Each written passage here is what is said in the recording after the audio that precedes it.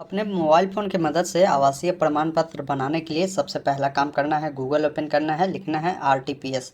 ये वेबसाइट मिलेगा serviceonline.bihar.gov.in का। इससे आपको ओपन करना है। वेबसाइट जैसे ही करेंगे ना, ये वेबसाइट ओपन होना शुरू होगा। हो सकता है ओपन होने में थोड़ा सा समय ले, तो थोड़ा सा आपको समय देना होगा। उसके बाद नीचे स्क्रॉल कर आएंगे ना, तो यहाँ पर देखेंगे एक ऑप्शन आपको मिलेगा ऑनलाइन आवेदन दे में सामान्य प्रशासन विभाग का। आप सिंपली इस पर क्लिक करेंगे।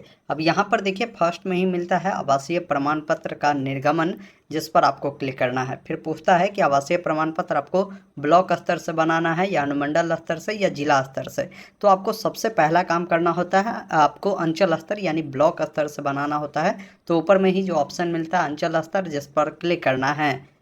उसके बाद देखेंगे ना, आपके सामने इस प्रकार आवेदन फॉर्म खुलता है, जिसमें सबसे पहला चीज़ है कि आपसे जेंडर पूछा गया है। लड़का है तो आपको यहाँ पर पुरुष वाले पे टिक करना है, लड़की है तो स्त्री पे टिक करना है। अगर आप कोई अभिवादन नहीं लगाते हैं तो कोई अभिवादन नहीं लगाए। अगर आप लगाते हैं श्री तो आप लगाए, नहीं तो इसको ऐसा ही छोड़े। अब आपका जो भी नाम है ना, अपना नाम इंग्लिश में लिखेंगे। जैसे मान लीजिए किसी का नाम राम है, तो राम यहाँ पर इंग्लिश में लिखकर स्पेस देगा, तो यहाँ पर आपको हिंदी में देखने को मिलेगा। अगर नहीं मिलता है तो यहाँ पर इंग्लिश में लिखकर स्पेस देंगे तो आपका हिंदी में आएगा। अगर नहीं आता है तो आप क्या कर सकते हैं, जो आप इंग्लिश में लिखते हैं हिंदी में यहाँ से जो होता है ना, ऐसा आप ट्रांसलेट भी कर सकते हैं, ये ध्यान रखिएगा। बाकी नीचे आना है, पिताजी का जो भी नाम होगा आपको यहाँ पर इंग्लिश में और यहाँ पर हिंदी में लिखना है। माता जी का नाम इंग्लिश में और हिंदी में लिखना है।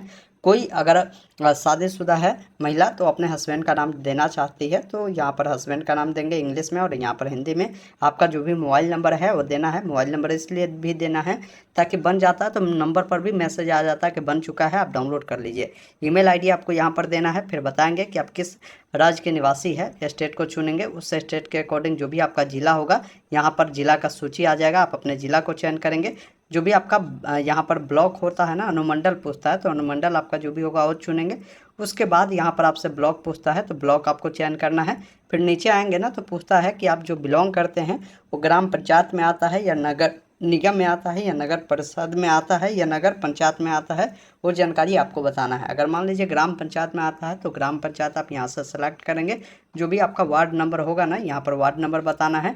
फिर जो भी आपका पंचायत होगा पंचायत बताएंगे, विलेज का नाम बताएंगे, पोस्ट ऑफिस बताएंगे, पुलिस स्टेशन बताएंगे और पिन कोड देंगे। फिर यहाँ पर बोला गया कि आप अपना फ़ोटो दीजिए। फ़ोटो बोला गया कि स्व अभिप्रमाणित, मतलब फ़ोटो के नीचे क्या है कि अपना साइन जरूर कीजिएगा, नहीं तो आपका जो ये आवासीय प्रमाण पत्र है वो रिजेक्ट हो जाएगा।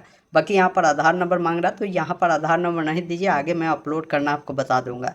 फिर यहाँ पर पूछता है कि आप जो इस एड्रेस पर बिलोंग करते हो आपका अस्थाई पता है या अस्थाई है, वो बताएंगे। ये प्रमाण पत्र आप किस लिए बनवा रहे हैं उसका पर्पस आपको यहाँ पर लिख देना है। जैसे मान लीजिए हमको एडमिशन के लिए चाहिए तो मैं यहाँ पर लिखूंगा एडमिशन।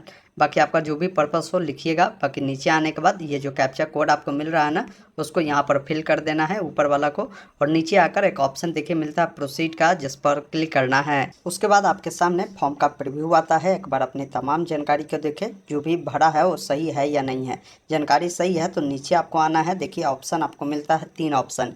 पहला है अटैच इंस्ट्रक्चर का, इसका मतलब हुआ कि आप इस पर क्लिक कर आप आगे की प्रोसीजर कर सकते हैं। दूसरा है अगर अभी आपने जानकारी देखा उसमें कुछ भी गलत है तो एडिट कर सकते हैं। और तीसरा है कि आपको लगता है कि नहीं हमें दोबारा से भरना, ये जानकारी मेरा गलत है, तो आप कैंसिल कर फिर से आप फॉर्म को भरेंगे। मेरा जानकारी सही है तो मैं यहाँ पर अटैच इंस्ट्रक्चर वाले विकल्प पर क्लिक करूँगा।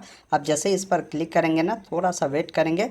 यहाँ पर पूछता है कि आप इसके लिए कौन से डॉक्यूमेंट देना चाहते हैं। जैसे मैं चाहता हूँ कि अपना आधार कार्ड देना, तो मैं यहाँ पर आधार कार्ड को चुनूंगा और आधार कार्ड को चूज पर क्लिक कर यहाँ से मीडिया पर जाकर जहाँ भी होगा उसको यहाँ से अपलोड कर देंगे। अब जैसे ही यहाँ से अपलोड कर देंगे ना, फिर उसके बाद देखिए ऑप्शन नीचे मिलता है सेव इंस्ट्रक्चर का, जिस पर क्लिक करना है।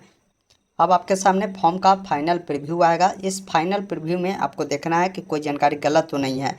जानकारी अगर सही है तो आपको सबमिट करना है, गलत है तो कैंसिल करेंगे। अब मेरा सारा जानकारी सही है, मैं यहाँ पर क्या करता हूँ सबमिट वाले विकल्प पर क्लिक करता हूँ।